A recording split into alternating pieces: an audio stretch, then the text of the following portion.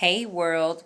So this is Tia Viona Muhammad here. I'm just taking a few moments before I dash out to do a quick vlog.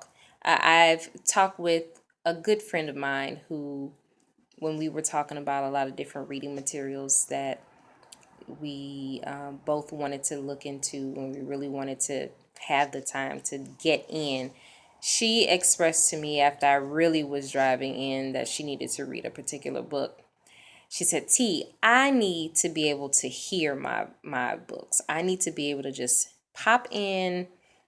I don't know who pops in audio anymore, but she said she needs to be able to pop in, I'm guessing a CD. She may even be talking about a cassette tape. Have no idea. But she said she needs to be able to pop in, ergo, listen to her books, listen to her reading materials. So I said, I'm sure that there are several other parents or children influencers who really would like to get the information that this hashtag Raising Black Millionaires blog site has to offer, and also the information that's going to be released in the How to Raise Your Black Child to Be a Millionaire series. The whole reason why we're doing it in audiobook form is to make it easier for people to receive the information and to digest it quickly, as opposed to having to have the time to sit down with a book and read it. A lot of people, like myself, still enjoy just stealing away to get a really good read in. But it's just time, life is busy. Time is just doesn't always permit that. So with that in mind, I'm going to begin vlogging the blogs so that everyone can get the information in whatever fashion that works best for each of you. The first one that I'm going to do today is the very first blog. I'm going to go ahead and just video my narration of the vlog. And if you have any questions, please be sure to go to raisingblackmillionaires.wordpress.com. Soon we'll have that content linked to the actual domain raisingblackmillionaires.com. And you can just go into whichever of the blog postings and leave your comments. Sometimes we post, Lord, I just had a brain freeze. That's a shame. That's really bad.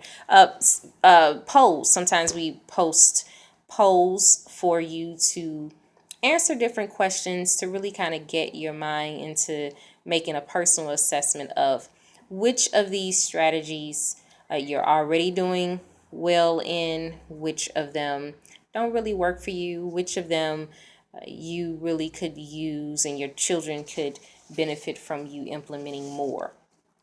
So please take part in the polls. Also, leave your comments. I've learned the benefits of community learning, community engagement for the sake of my own personal development. So if you want to go ahead and do that, please do that. Become a part of the conversation. In the meantime, the very first blog is Tips on Teaching Household Economics to Your Children. In many African American families, particularly those of the poor and so called middle class, it's extremely taboo to discuss finances.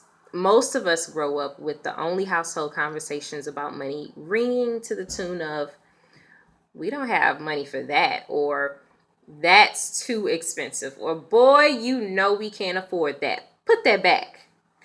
You better not dare ask your mama how much money she has or how much she makes. You'd be looking for a whooping.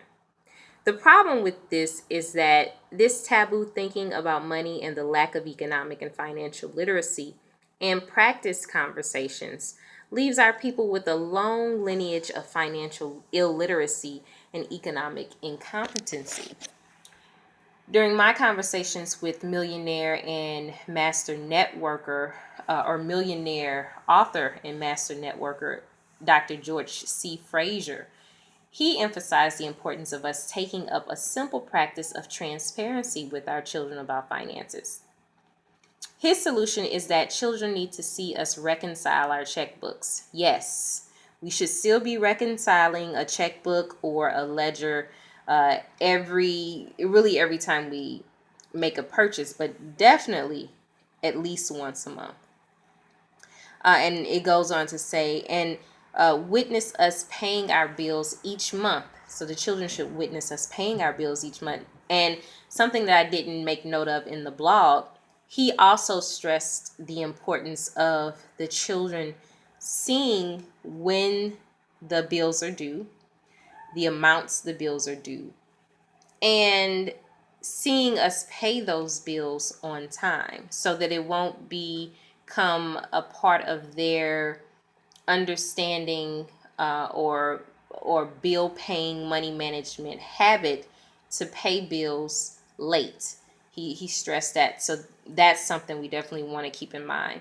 And even if there are times when we have to make bill pay arrangements, then he mentioned to go ahead and just let them see you being responsible to take it to prioritize making those arrangements and following through with the word that you gave to your creditors. So he goes on to say that in his experience, he and his wife allowed his two sons to see that there were times when income was more abundant than others, and this afforded them the opportunity to teach them the valuable lessons of delayed gratification and how to adjust spending to fit within their means of income. That delayed gratification piece, many of us as adults know how much of a challenge that is for us. So if we can just give our children the head start that we perhaps didn't have, and teach them the benefits of delayed gratification early on, then I think we'll be really doing them a great service. So how might you duplicate this? Step 1. Discuss and possibly even post the family's budget for the children to see. This could be as elaborate as a spreadsheet that itemizes all of the household expenses and revenues, or as simple as a handwritten chart that shows the monthly bills. Step 2, it's important to show within that budget the monthly income. In showing this, you want to include both your fixed income as well as additional income. This will help children to begin to see the value of multiple income streams and how they affect living standards. Very important. We'll talk more about that on another blog. Step 3, be sure to show how 20% of the income is automatically taken from the income and set aside from the operational 80% of your income. 10% of that 20% should go towards charity, and the other 10% should go towards savings and or investing. Very important. This part is very important for children to learn the concepts of paying self first and regulating charitable giving. So I'm just going to interject here and share a little personal anecdote. When I was little, my dad used to always tell me, my dad, I have the best dad in the whole wide world. And my dad used to tell me all the time, pay yourself first. Baby girl, pay yourself first. No matter what, pay yourself first. And for some strange reason, I always remembered him saying that, but it didn't stick with me to actually implement it when I became of age and became the head of my own household. And I allowed that feeling, that need to not owe any money to creditors, that need to get everything paid. And so if I allowed that to override my sense of paying myself first, my obligation really to pay myself first. And so my thought process was I'd rather pay all I can pay and relieve myself of feeling like I'm in debt to someone or that I owe them something versus paying myself a little bit, putting a little bit to the side for my own personal security, my own personal backup, and then perhaps putting myself in a better position to invest with later on. It took me ages to get that. So if I can help any of you to really get that, and for that light bulb and that inspiration to really hit home for you to do that, then I'd be very happy. So he also said this, or I also said, this is very important for children to learn the concepts of paying self first and regulating charitable givings, because that 10%, that half of that 20% should definitely be going to whatever charitable givings you choose. Just that whole implementation of paying it forward, helping someone who either is less fortunate than you, or just simply paying someone outside of yourself and just paying towards a cause that's greater than you, just outside of your own benefit. Very important stuff. It also helps them to understand the importance of living beneath your means for the sake of ultimately making your money work for you. We'll discuss this more in a future article. Step 4, display the due dates for each bill and let your children see how you determine which portion of each paycheck goes towards each bill.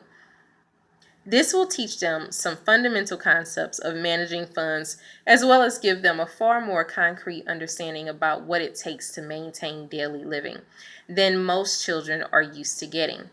So again, we've mentioned that before. As a little anecdote, when I was a child, probably around 9 or 10, I remember asking my mother to buy me something. I don't recall what that something was. Her response was, I don't have the money for that. So my answer to that riddle was really quite natural, I think. It was, well, Mama, you have your checkbook in your purse. Just write a check. So she chuckled and said, you have to have money in the bank to cover the check, girl. My mother and I really could have used these steps.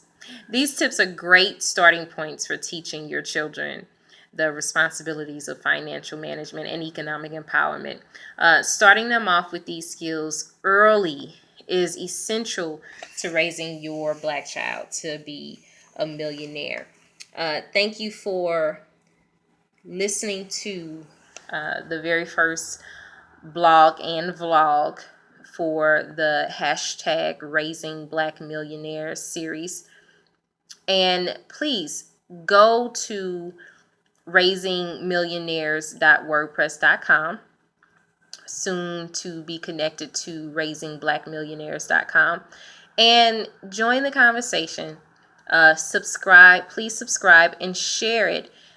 Share it with everyone you know. Share it with your people, your friends, your families, all of your Facebook and Twitter, and this with all of your Periscope contacts. It's very important.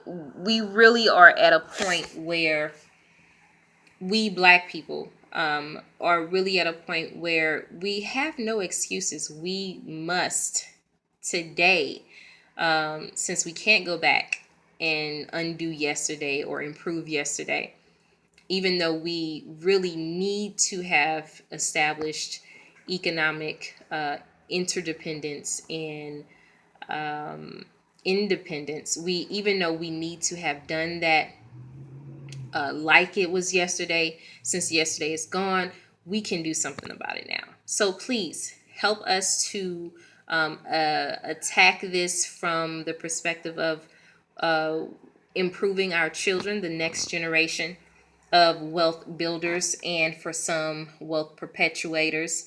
And join the conversation and share it. Just share it. We thank you so much for being a part of this. Until next time, you guys have a beautiful day. Thank you.